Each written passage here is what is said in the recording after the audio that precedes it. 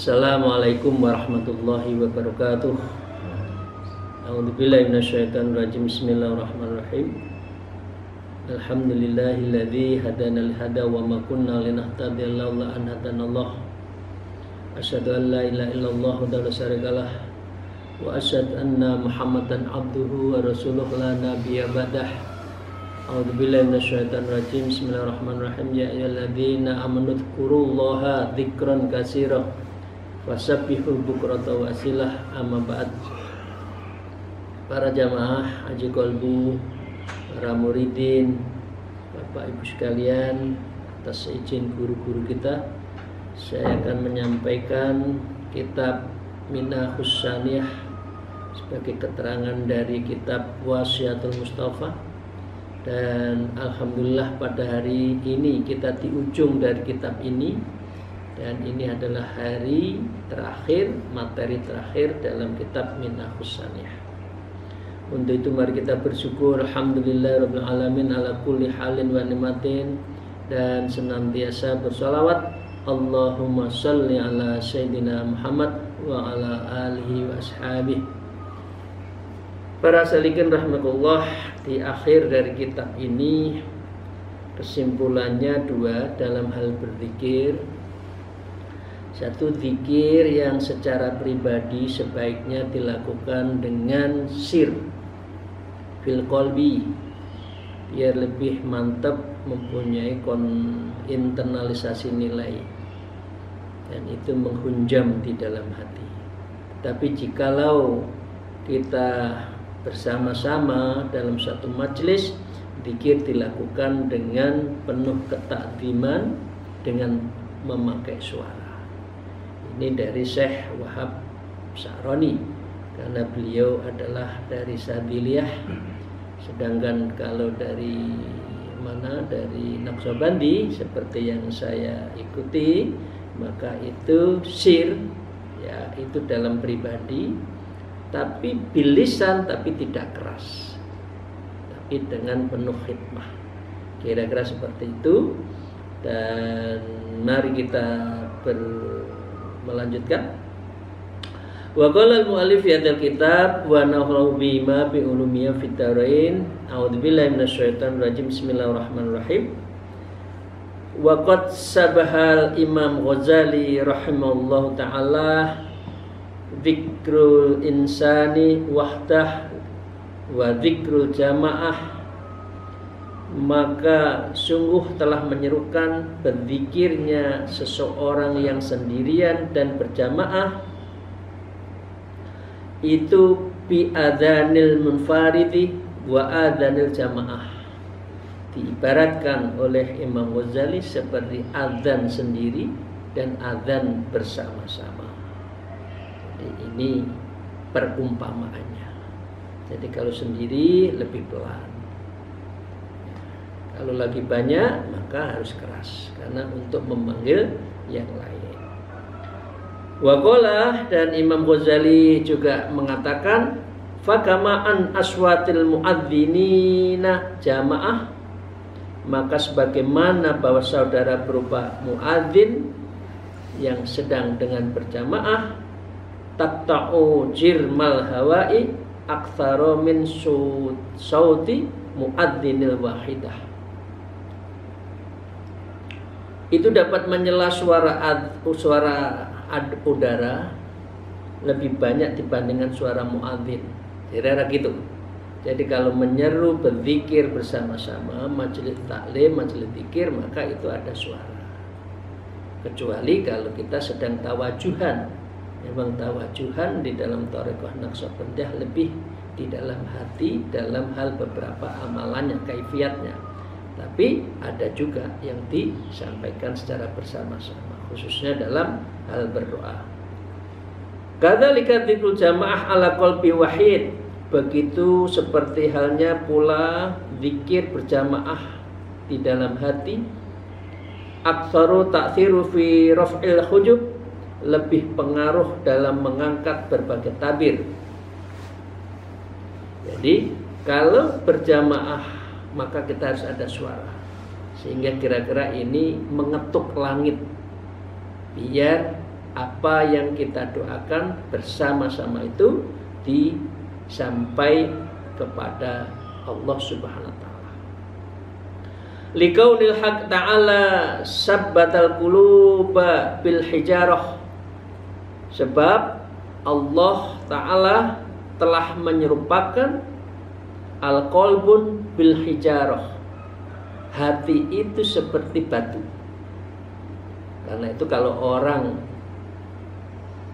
dikandani nggak kena, dinasihati nggak bisa, dasar hati batu.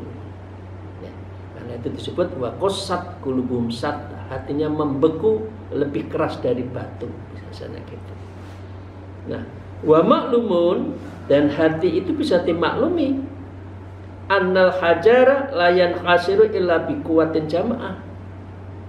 Bongkahan batu yang keras itu tidak bisa dibongkar, dipecahkan illa biquwatin jamaah, kecuali dengan kekuatan berjamaah.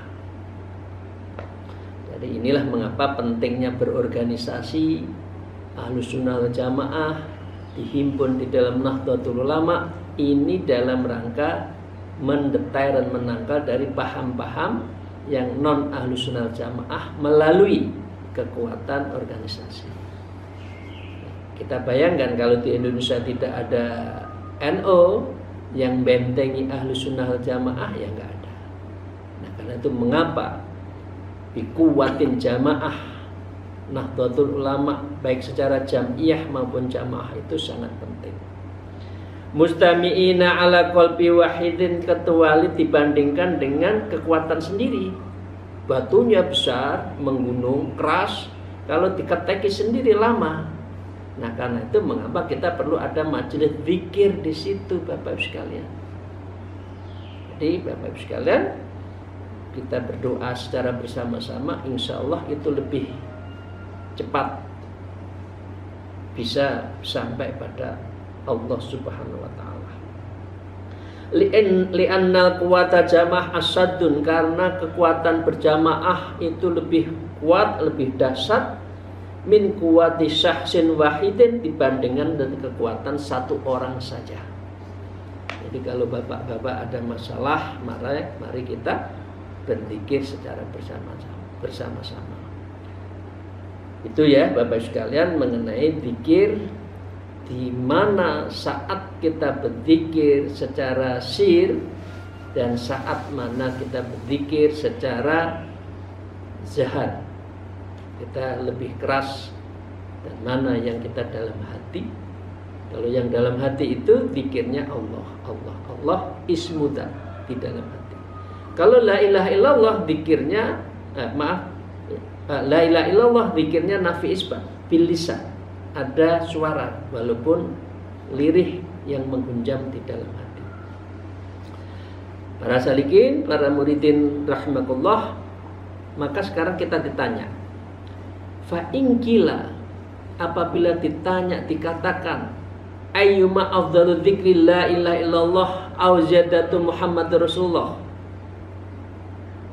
Ketika ditanya mana yang lebih utama, zikir la ilaha illallah atau ada tambahan Muhammadur Rasulullah. Ini penting untuk kita pahami bersama. Karena ada zikir yang la ilaha illallah Muhammadur Rasulullah, ada yang la ilaha illallah, la ilaha illallah pakai zikirnya nafi isbat, diambil dari pusar, dinaikkan ke kepala, turun ke pundak kanan, la ilaha. Di sini ilnya itu latifatul ruh, lallahnya itu dikirim kepada latifatul qalbi. Itu zikir nafi isbat. Nah, fal jawab, maka Syekh Wahab Asy'ari ini berkata, menjawab, afdalu fi dzikris salikin la ilaha illallah duna ghairiha. Zikir bagi seorang suluk, orang yang suluk, maka zikirnya adalah cukup la ilaha illallah duna ghairiha, tanpa ditambah yang lain. La ilaha illallah, la ilaha illallah. Ya. Hatta tahsul lahum jam'iyata ma'allah ta'ala fi qulubuhim, hatta sehingga tahsulu lahum jam'iyatun, sampailah keseluruhan dari apa yang jam'iyah terpadu ma'allah bersama Allah fi qulubihim di dalam hatimu. Dengan zikir la ilaha illallah itu lebih menghunjam, kita mempunyai mempunyai musyahadah la ilaha illallah lebih dalam, ya, fi qulubihim di dalam hati kita. Fa idza khasalta fal amru zahiran, maka perkaranya adalah yang jelas bisa berzikir dengan kalimat lain. Lalu begini, fa idza khasalta, kalau sudah khasalta, kalau kita sudah dengan la ilaha illallah itu menghunjam, maka ditutup dengan Muhammadur Rasulullah. Ilahi anta maksudi waridoka matlubi. Jalan yang sudah suluk, ketika zikir apa itu? Zikir nafi isbat. Ya, itu kan maaf tanpa nafas 3 kali, kuat berapa untuk diakhiri di angka ganjil kan? Ditutup dengan Muhammadur Rasulullah. Ilahi anta maksudi waridoka matlubi. Itu ya Pak. Cara zikirnya itu Pak, Ibu, para jamaah, itu bisa menghunjam, lebih enak ya. Nah dengan demikian wa idzulalika anna Muhammadur Rasulullah ikrar, maka mengenai hal itu adalah Muhammad Rasulullah adalah pengakuan, wal ikrarun, dan pengakuan ini yakfi fil umri maratan wahidatan, mencukupi di dalam hidup yang dilakukan di dalam 1 kali saja. Artinya ini kan syahadat dalam saat itu cukup sekali selama kita menjadi orang Islam. Asyhadu an la ilaha illallah wa asyhadu anna muhammadar rasulullah. Nah, zikirnya la ilaha illallah saja, tapi boleh ditutup di bilangan ganjil dengan Muhammad Rasulullah. Ilahi anta maksudi wa tulubi.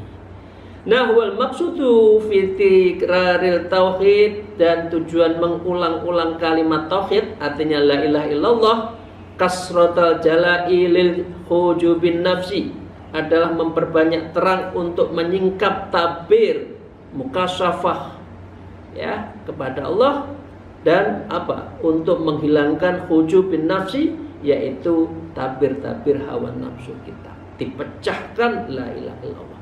Karena itu disebutkan kan kuncine swarga la ilaha illallah.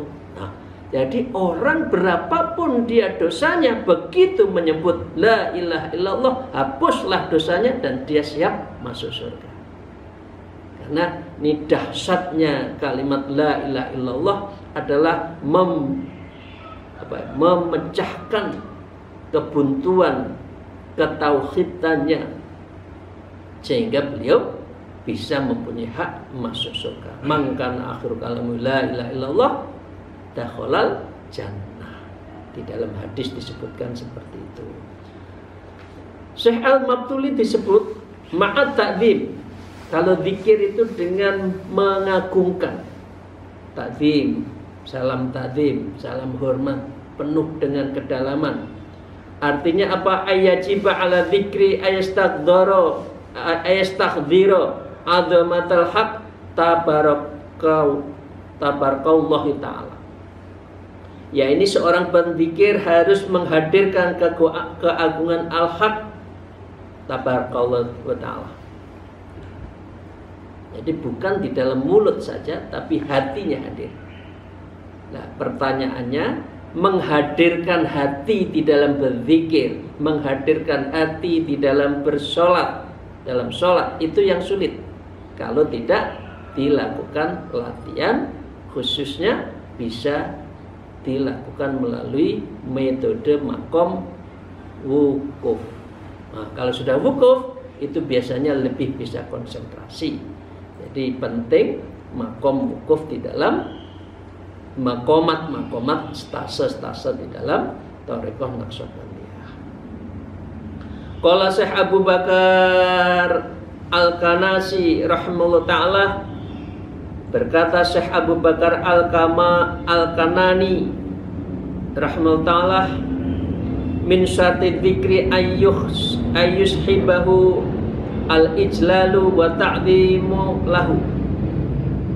Syarat berzikir itu adalah mengagungkan dan menghormat kepada Allah. Jadi kita harus bil adab, zikir dengan adab. Kecuali zikir yang biasa saya sebut dari anjuman bil qalbi, kecuali dalam zikir dalam hati, itu kemana saja asal tidak di dalam kamar mandi. Nah, kita zikirnya Allah ya. Wa illalam ya. Dan jika tidak demikian, yaflaha sahibu fi maqamatir rijal, maka seseorang itu tidak dapat meraih tingkatan yang sejati di dalam berzikirnya itu. Zikirnya dengan mulut boleh baik, tapi yang baik adalah dengan hati. Dengan demikian kita bisa merasakan lazzatul dzikr, lezatnya berzikir. Itu Bapak sekalian.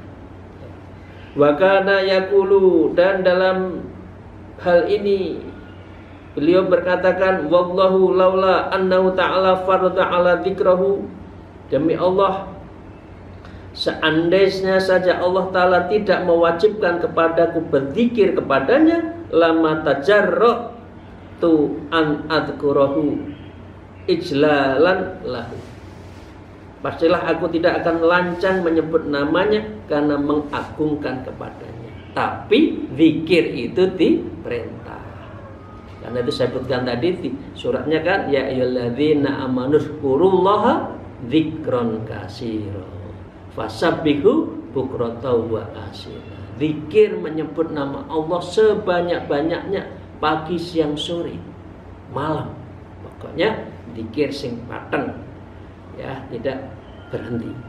Masali yadhkurul haq ta'ala, orang yang seperti itu, artinya menyebut nama Allah tadi al-haq, walam yaksul famahu bi alfin taubat, padahal belum membasuh mulutnya dengan 1000 taubat, mimma siwahu qabla dzikrihi, dari segala sesuatu selainnya sebelum berzikir kepadanya. Artinya kita harus selalu berzikir dengan melakukan zikir setiap saat. Tapi ini disyaratkan memang betul zikir yang baik diawali kita taubat dulu. Orang yang masuk Thariqah, khususnya Thariqah Naqsabandi, itu kan ada namanya mandi taubat dan sholat taubat. Baru berzikir itu bisa lebih masuk di dalam hunjamnya hati. Wa ajmi'u ala anna man lam yatahaqqaq bi adabi dzikir.